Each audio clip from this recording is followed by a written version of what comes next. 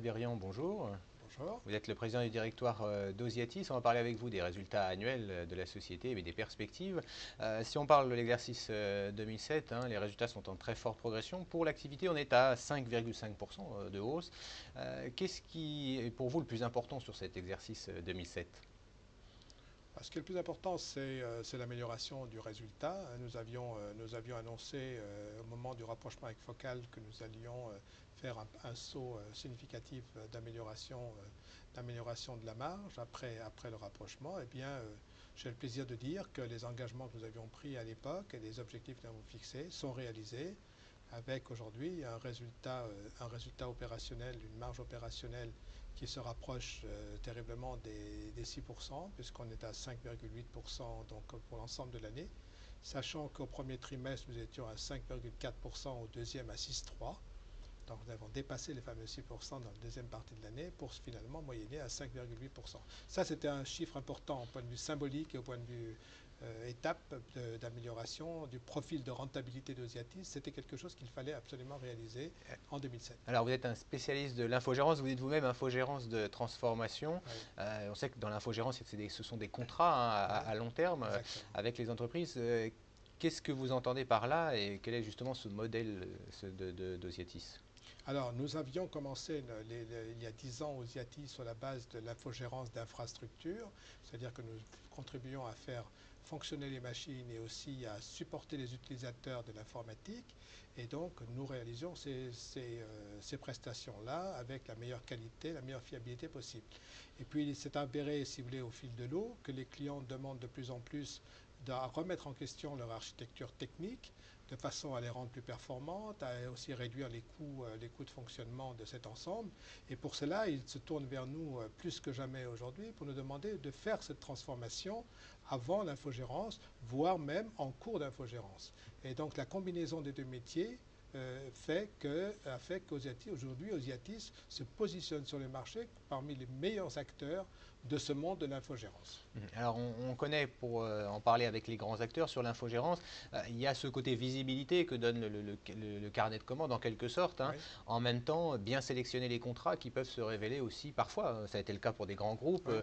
peut-être moins rentables que prévu. Vous, est-ce que vous avez une spécificité justement dans ce domaine-là pour faire éviter ce genre d'écueil?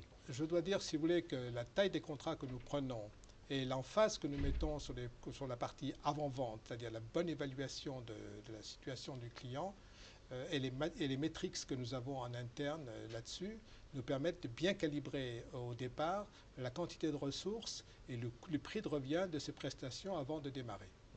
Donc ça, c'est un point important. Quand on regarde l'historique, vous parliez de Focal, Ouais. et vous avez justement volontairement montré un graphique qui présente avec Focal, l'intégration de Focal, est-ce que vous étiez avant.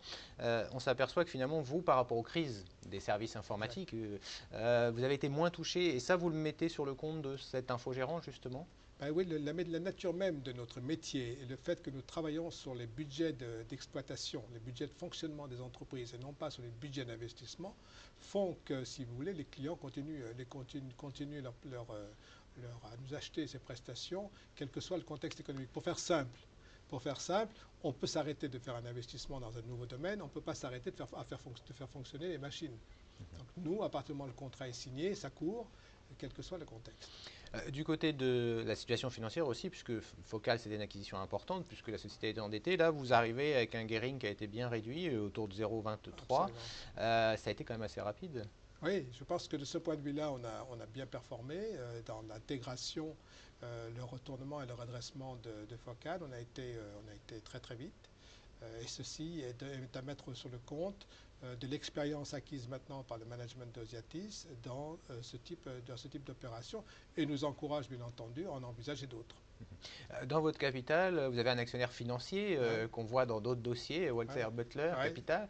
ouais. Est-ce qu'il a vocation à être là pour longtemps? Écoutez, c'est la question qu'on me pose à chaque fois. Ça fait 10 ans qu'il est là, d'accord. Il y est à titre de ses fonds propres. Donc c'est une configuration différente des autres investissements qu'il peut avoir par ailleurs. Et en plus, les projets industriels et les perspectives d'amélioration de la valeur que nous créons avec Osiatis lui paraissent suffisamment convaincantes jusqu'à ce jour pour pouvoir décider d'y rester. Alors, si on s'intéresse à l'exercice 2008 qui a Mhm, commencé, mhm. on voit qu'il y a un son de cloche différent entre peut-être les sociétés de services informatiques et les investisseurs. Les investisseurs, clairement, ce sont des engagés de certains titres, on ne va pas Ouais, tous les ouais, citer. ouais. Et en même temps, on a plutôt un discours ambiant des sociétés de services informatiques assez positif sur cette année 2008. Est-ce que c'est votre regard aussi?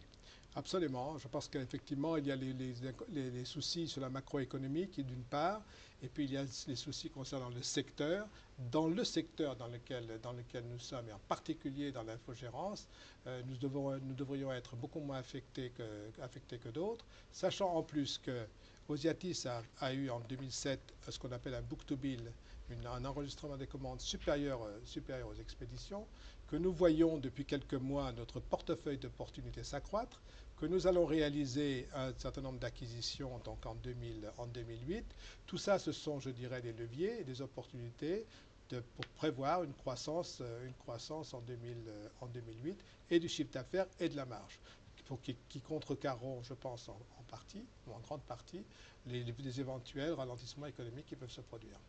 Justement, par rapport au rapprochement, on sait que dans les sociétés de services informatiques, quand on regarde de près, finalement, il y a quelques grands acteurs, et au-delà, on s'attendait à beaucoup de rachats, de Ouais, reprises. Finalement, il y en a ouais, eu très peu, il y a eu quelques opérations. ouais. Qu'est-ce qui bloque le plus, d'après vous? Euh, je ne sais pas, il y a peut-être l'âge du capitaine qui fait qu'un certain nombre de patrons veulent continuer à exercer leur rôle. Il y a aussi, et peut-être aussi, le fait que la fixation des prix des entreprises n'est pas vraiment stabilisée. Aujourd'hui, ce qui bloque, c'est finalement la peu de valorisation des sociétés de services informatiques qui, très sincèrement et globalement, sont en dessous d'un prix raisonnable.